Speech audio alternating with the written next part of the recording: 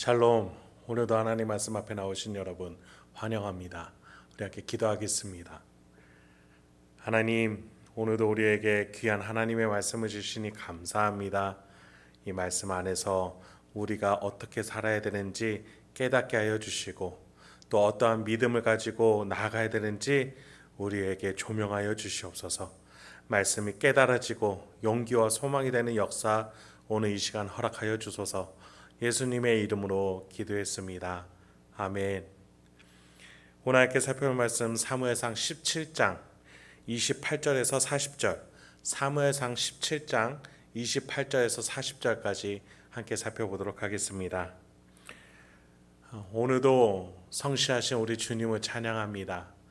오늘 본문이 다윗이 이스라엘을 다스리는 자로서 세워지는 결정적인 본문이다라고 말할 수 있겠습니다. 여러분, 하나님 나라는 용기 있는 자가 사용받는 것이 아닙니다. 긍정적인 사람도 아닙니다. 철두철미한 자기 개발로 성공한 자도 해당 사항이 없습니다. 하나님은 오로지 마음을 보세요. 그 마음에 하나님께 순종하고자 하는 겸손이 있는가? 자신의 힘을 의지하는 것이 아니라 하나님께 도움을 구할 줄 아는 겸손함이 있는 그 순결하고 청결한 마음이 있는가, 그 사람을 찾으시는 거예요. 그런 점에 있어서 지난 시간에 살펴본 이세 가문의 장남 다윗의 가장 큰 형 엘리압이 오늘 본문에서 이렇게 등장해주고 있습니다. 28절에서 30절이에요. 큰형 엘리압이 다윗이 사람들에게 하는 말을 들은지라 그가 다윗에게 노를 발하여 이르되 네가 어찌하여 이리로 내려왔느냐? 들에 있는 양들을 누구에게 맡겼느냐? 나는 네 교만과 내 마음의 완악함을 아노니 네가 전쟁을 구경하러 왔도다. 다윗이 이르되 내가 무엇을 하였나이까? 어찌 이유가 없으리까? 하고 돌아서서 다른 사람을 향하여 전과 같이 말하며 백성이 전과 같이 대답하니라. 여러분, 여기에서 갑자기 엘리압이라는 다윗의 큰형의 등장이 조금 어색하게 느껴질 수도 있습니다. 그럼에도 우리는 계속해서 본문을 살펴봤던 그 주제, 누가 진정으로 하나님의 나라를 다스리는 자로서 어울리는가, 이 주제로 지금 엘리압과 다윗의 대화를 살펴봐야겠습니다. 여러분, 본문을 보니 엘리압은 다윗을 향해서 교만, 완악이라는 단어로 그를 질타하고 있습니다. 왜냐하면 다윗보다 어른들이 전쟁터에서 그래도 애써서 싸우고 있는데 왜 어린 다윗이 와서 두려워하냐고 질책하니 자존심이 상한 것이죠. 즉, 여기에서 엘리압이 왜 이세의 가문의 장남임에도 불구하고 하나님께로부터 다스리는 자로서 버림을 받았는지가 나타나게 됩니다. 여러분, 하나님은 사무엘이 엘리압을 보았을 때에 나 여호와는 중심을 보시느니라 하시면서 그를 버리셨다라고 말씀하셨어요. 네, 엘리압의 마음은 하나님 보시기에 순수하거나 청결하지 못하고 꼬여있고 악한 것으로 가득했던 겁니다. 하나님의 도움을 구할 줄 아는 순종과 겸손이 아니라 오로지 자기 자신으로 가득 차 있었던 겁니다. 그러니 다윗이 전쟁터에 나와서 왜 하나님을 향한 믿음과 신앙으로 나아가지 못하느냐라고 말했을 때에 그것을 교만하고 완악하다라고 뱀에 꼬여서 해석하고 있는 것이죠. 자기 자신이 하나님의 영적 전쟁을 바라보지 못하고 있음을, 주저하고 두려워하고 있음은 해석하지 못하고 시기와 질투를 가지고 다윗을 질책했던 겁니다. 여러분, 우리는 항상 우리의 마음을 돌아봐야 합니다. 예수님이 광야에서 받으신 시험이나 십자가 위에서 받으신 조롱을 우리에게 대입해 보면 좋겠습니다. 왜냐하면 사단은 항상 그런 식으로 우리를 공격하기 때문이에요. 지금 당장 무언가를 쟁취하고 안정을 꾀하라고, 하나님이 지금 나를 지켜주시는지 물어보라고, 나 중심의 신앙으로 내가 느끼고 가져야 하는 것으로 사단은 우리를 뒤흔들려고 하고 있기 때문입니다. 그 속에서 지금 나는 어떻게 반응하고 있는지를 돌아보셔야 합니다. 예수님은 어떻게 하셨어요? 나 중심이 아니라 하나님 중심으로, 하나님을 믿음으로써 그 유혹들이 이겨내셨습니다. 여러분, 엘리압은 지금 하나님 중심으로 해석하고 있는 다윗과 같습니까? 아니면 자기 중심으로 상황을 해석하는 사울과 같습니까? 그렇습니다. 여호와의 영으로 충만한 다윗은 골리앗을 바라보면서 하나님 중심으로 해석하며 그를 대항하고 있지만, 사울과 엘리압은 자기 중심 속에서 하나님을 잊은 채로 두려워하면서 떨고 있는 것입니다. 그런데 그때 사울이 다윗을 부르게 됩니다. 31절부터 33절입니다. 어떤 사람이 다윗이 한 말을 듣고 그것을 사울에게 전하였으므로 사울이 다윗을 부른지라. 다윗이 사울에게 말하되 그로 말미암아 사람이 낙담하지 말 것이라. 주의 종이 가서 저 블레셋 사람과 싸우리이다 하니 사울이 다윗에게 이르되 네가 가서 저 블레셋 사람과 싸울 수 없으리니 너는 소년이요 그는 어려서부터 용사이민이라. 여러분, 이 사건을 제가 전에 굉장히 자세하게 기록된 사건이다 라고 말씀을 드렸죠. 지금 말 한마디 한마디가 다 기록이 되어 있습니다. 이 말들 속에서 각 사람의 마음의 중심을 성경은 말하고 싶기 때문이에요. 그리고 그 마음의 중심을 통해서 과연 진정으로 하나님이 다스리게끔 하나님 나라를 맡기고자 하는 자가 누구인지가 드러나기 때문입니다. 여러분, 사울의 말을 한번 보십시오. 다윗을 향해서 싸울 수 없을 것이다 라고 단정 지어요. 기준은 무엇이었어요? 작고 미숙한 소년이라는 것. 즉 눈에 보이는 것만으로 그것으로만 판단하고 있어요.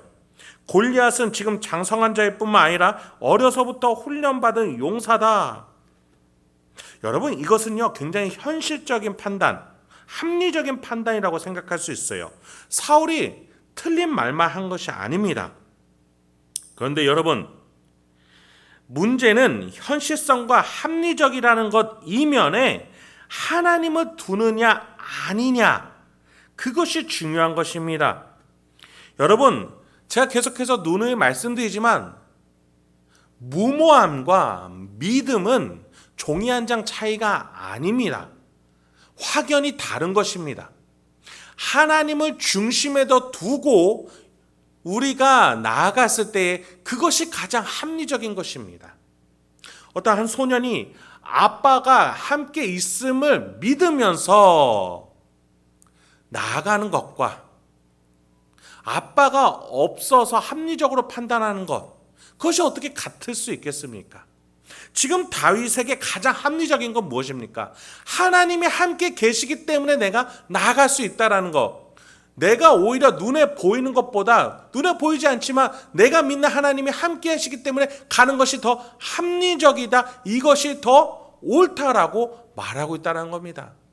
눈에 보이지 않은 하나님을 믿지 않는 자들은 싸우지 않는 게 합리적이다라고 주장하고 있는 것이죠. 여러분, 그렇습니다. 우리는 하나님이 계시다, 그리고 임마누엘로서 우리와 함께 계신 분이다라고 믿고 있습니다. 그렇다면 우리가 무엇이 더 우리에게 합리적인 것이겠습니까? 내가 교회를 다니고 기도를 하고 성경을 읽지만 하나님을 배제한 합리성만 추구하는 것은 아닌지 우리가 돌아봐야겠습니다. 그렇습니다. 사울은 오로지 눈에 보이는 것으로서 합리적인 판단을 하고 있었던 겁니다. 그런데 다윗은 그를 향해서 뭐라고 말합니까? 32절에 낙담하지 말 것이니라, 마음을 지키라 라고 말합니다. 여러분, 하나님을 향한 신뢰와 소망이 존재하고 있는 이 마음이라는 공간을 왕이 지키라고, 그래서 그 왕을 보면서 군사가 마음을 지킬 수 있다고, 백성들이 그 마음으로 안정에 취할 수 있다라고 말해주고 있습니다. 누가 진정 이스라엘 하나님 나라를 다스리는 자입니까? 다윗은 자신의 부연 설명을 이어갑니다. 34절부터 37절이에요. 다윗이 사울에게 말하되 주의 종이 아버지의 양을 지킬 때에 사자나 곰이 와서 양 떼에서 새끼를 물어가면 내가 따라가서 그것을 치고 그 입에서 새끼를 건져내었고 그것이 일어나 나를 해하고자 하면 내가 그 수염을 잡고 그것을 쳐 죽였나이다. 주의 종이 사자와 곰도 쳤은즉 살아계시는 하나님의 군대를 모욕한 이 할례받지 않은 블레셋 사람이리이까 그가 그 짐승의 하나와 같이 되리이다. 또 다윗이 이르되 여호와께서 나를 사자의 발톱과 곰의 발톱에서 건져내셨은즉 나를 이 블레셋 사람의 손에서도 건져내리시리이다. 사울이 다윗에게 이르되 가라 여호와께서 너와 함께 계시기를 원하노라. 다윗은 양치던 시절을 언급하면서 가장 고대 사회에서 하찮은 일을 했던 그 시절을 언급하면서 말을 해요. 모두에게 인정받지 못한 그 시절에 그는 사자와 곰을 대항하면서 싸워서 이겼던 것을 대비시키면서 사자와 곰도 쳤건을 하나님을 모욕하는 할례받지 않은 택함받지 않은 하나님을 부인하는 자는 더 약한 존재로서 하나님이 도우시고 치실 것이라는 믿음으로 마음을 지키라라고 사울에게 말해주고 있는 것입니다. 지금 다윗은 하나님의 사랑, 하나님의 백성, 이 영적 원리 속 안에서 합리적인 판단을 하고 있는 것이죠.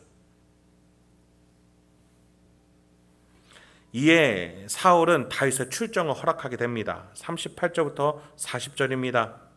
이에 사울이 자기 군복을 다윗에게 입히고 노투구를 그의 머리에 씌우고 또 그에게 갑옷을 입히매 다윗이 칼을 군복 위에 차고는 익숙하지 못하므로 시험적으로 걸어보다가 사울에게 말하되 익숙하지 못하니 이것을 입고 가지 못하겠나이다 하고 곧 벗고 손에 막대기를 가지고 시내에서 매끄러운 돌 5을 골라서 자기 목자의 제구 곧 주머니에 넣고 손에 물매를 가지고 블레셋 사람에게로 나아가니라. 아직 장성하지 못한 다윗이었기에 키가 컸던 사울의 군복을 입었지만 너무 커서 벗게 됩니다. 그리고 자신에게 가장 편했던 물매만을 가지고 나아가게 됩니다. 여러분, 믿음은 비현실적인 삶을 살아내게끔 한다라고 말씀을 드렸어요. 여러분이 이 시간에 일을 하거나 잠을 좀 더 자거나 휴식을 취하거나 책을 보실 수 있음에도 불구하고 왜 하나님의 말씀이라는 너무나도 세상이 보기에 비현실적인 이 책을 보고 묵상하고 내 마음에 두려고 하는 겁니까? 눈에 보이지 않지만 이 세상을 만드셨고 다스리고 계시고 우리를 책임지실 하나님이 계시다라는 것을 우리는 믿기 때문일 겁니다. 그 믿음의 눈으로 또 저 골리앗과 같은 세상을 바라보기 위함일 것입니다. 그리고 마침내 하나님이 우리의 믿음을 통해서 산을 옮길 수 있는 놀라운 일들을 또 골리앗을 물리칠 수 있는 놀라운 일들을 우리를 통해서 사단을 물리치시는 놀라운 일들을 하실 것임을 우리를 통해서 그 일들을 하실 것임을 우리는 믿기 때문이죠. 그렇습니다. 여러분, 오늘 하루도 여러분의 영역들 하나님이 다스리라고 주신 영역들에서 이 하나님과 동행하심으로 믿음의 발걸음, 그 믿음의 승리를 쟁취하실 수 있는 저와 여러분이 되기 소망합니다. 오늘도 하나님과 동행하시어서 하나님이 주신 놀라운 풍성한 열매들을 거두시는 오늘 하루가 되시길 주님의 이름으로 축원드립니다.